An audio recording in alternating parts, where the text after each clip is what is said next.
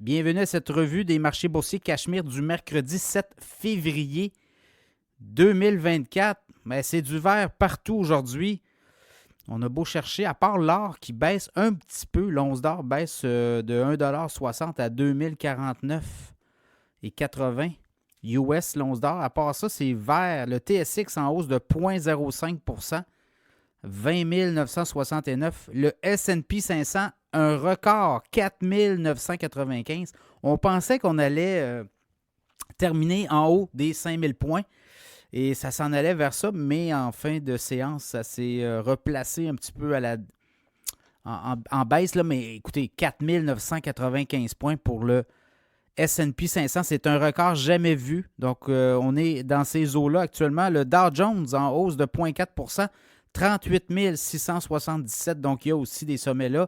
Le Nasdaq, 15 756 en hausse de à peu près 1 %. Le baril de pétrole monté de 76 cents à 74,7. Le Bitcoin aussi, 44 000, monte de quasiment 3 $, 1270 de hausse à 44 575 points le Bitcoin.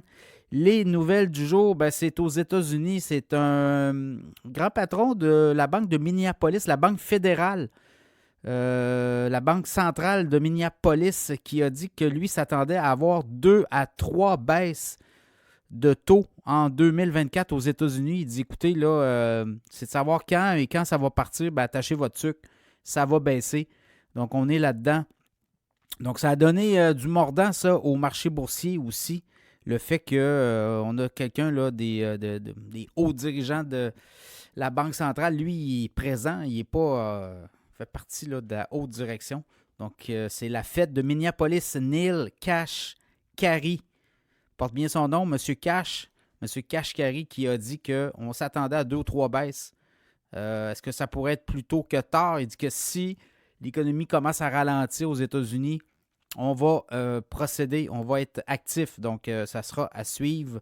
Sinon, les marchés, je regardais Uber, des chiffres incroyables. Je vous ai parlé de Uber dans l'infolette financière. L'année passée, je vous ai parlé le titre autour de 30 $. Après ça, je vous en ai reparlé à 40 $.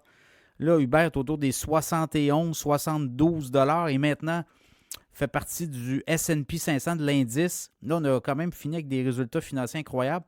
Et là, le titre d'Uber a monté un petit peu, mais c'est parce qu'on n'a pas annoncé le plan de répartition du capital. Je pense qu'on va le faire dans les prochains jours, des prochaines semaines.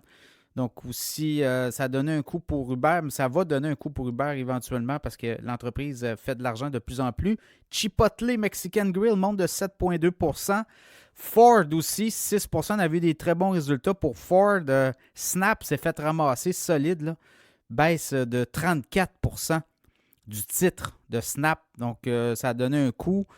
Sinon, les autres nouvelles, Disney, en après-marché, là, a dévoilé ses résultats financiers, des très bons résultats pour Disney, quasiment 2,2 milliards de bénéfices nets au dernier trimestre. Donc, ça a donné de l'oxygène. Allez voir le titre de Disney en après-marché, il monte de quoi, le 7 ou 8 %. Je vous avais parlé de Disney dans le podcast ici, Cachemire, il y a peut-être une semaine ou deux, en disant qu'il était à surveiller. Il était à 91 $. Et là, au moment où je vous parle, il était à 107 $. Donc, c'était un titre qu'on regardait, qu'on se disait, il va se passer quelque chose.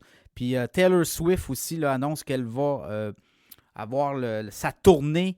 Eras, son film va être distribué sur Disney+, un petit peu plus tard dans l'année. Là, je pense que c'est en février, donc à suivre. Là aussi, donc Disney, des résultats impressionnants. Donc, demain, un autre jour, on va avoir d'autres résultats. Et peut-être aussi là, des grands patrons de banques centrales, des hauts dirigeants qui vont peut-être venir, comme on dit, ramener tout le monde sur le plancher des vaches, à suivre, comme on dit.